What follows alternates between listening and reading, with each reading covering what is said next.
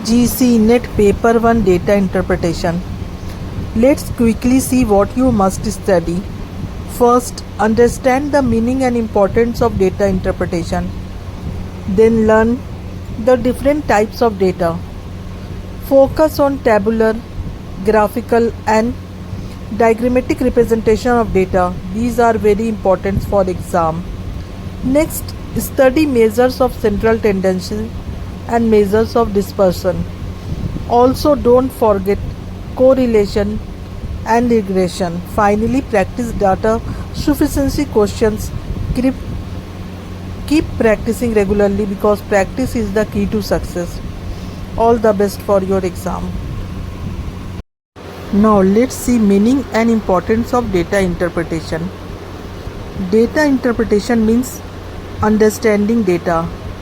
It helps us read, analyze and make sense of information. Now why it is important? It helps us to make correct decision. It makes difficult data easy to understand. It helps us find patterns and trends.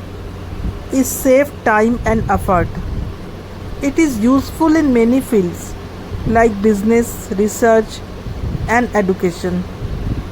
So data interpretation is very important. Keep learning and keep practicing. UGC NET aspirant, if you are not able to understand anything, please ask me again.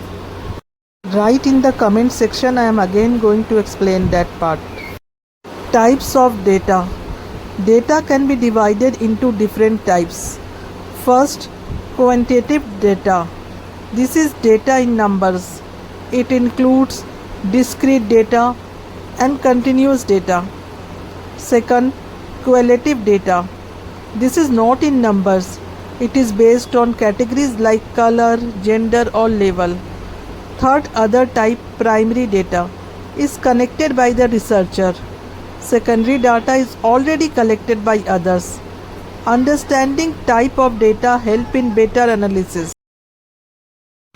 Keep learning and keep practicing. Tabular representation of data. It means showing data in the form of row and column. It helps us understand data easily. It makes comparison simple. It saves time and space. Now let's see the parts of a table. Table number is given at the top. Title tells what the table is about. Column heading are written at the top of columns. Row heading are written on the left side. The body of the table contains the data. Footnote is given at the bottom if needed.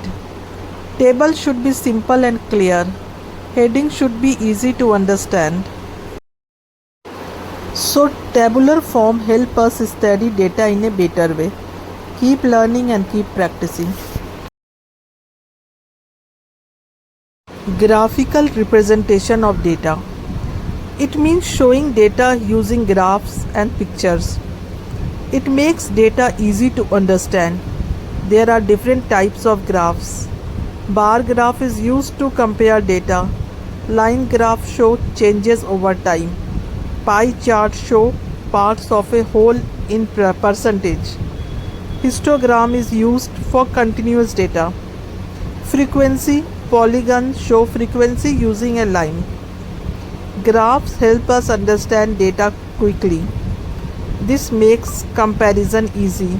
So graphs are very useful in data interpretation. I hope you are able to understand. Now let's proceed. Diagrammatic representation of data. It means showing data using diagrams. It makes data simple and easy to understand. There are different types of diagrams.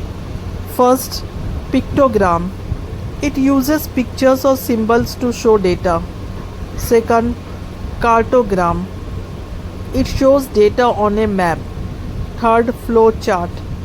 It shows a step or a process using boxes and arrows. Fourth, tree diagram. It shows data in branches and levels. Diagrams make data attractive and clear. They help us understand data quickly. Now let's see measures of central tendency. These are values that show the average or center of data.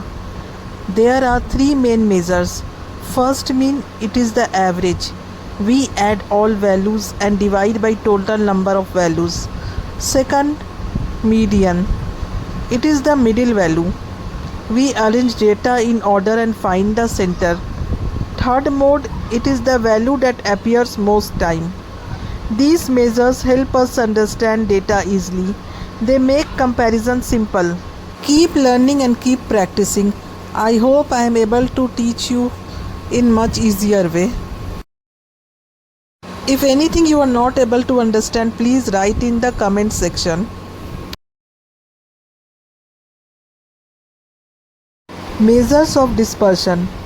These measures show how data is spread out. They tell us how much the value vary from the average. There are four main measures. First, range. It is the difference between the highest and the lowest value. Now the second is quartile deviation. It shows the spread of the middle values. Third, mean deviation. It is the average distance of values from the center. Fourth is standard deviation. It shows how much values differ from the mean. These measures help us understand data clearly. They also help in making better decisions. So keep learning and keep practicing. Correlation and regression. These are methods to study the relationship between two variables. First, correlation. It shows how two things are related. It tells us the strength and direction of the relationship. If both move in the same direction, it is positive correlation. If they move in opposite direction, it is negative correlation. If there is no relation, it is zero correlation. Second, regression. It helps us predict one value using another value. It shows how causes and affect relationship. Correlation tells us how strong the relation is. Regression helps in prediction. Again and again I am saying, if there is any doubt, please write in the comment section, and please see the video till last and subscribe my YouTube so that you are able to watch the long videos. Data sufficiency. It means checking if the given data is enough to answer a question. You don't need to find the exact answer. You only need to check if the data is sufficient. There are four options. If statement 1 along is enough, answer A. If statement 2 along is enough, answer B. If both statements together are enough, answer C. If both together are not enough, answer D. Remember, focus on sufficiency, not calculation.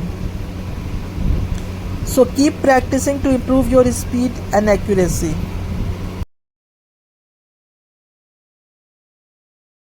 Now come to conclusion part. Statistics is very useful. It helps us collect data, organize and understand data. It helps us make better decisions. It is used in real life in many fields. Understanding concept is very important. Practice and consistency help us improve. So keep learning, keep practicing and keep improving. All the best for your UGC NET journey, my UGC NET aspirants. All the PDF of these notes are available.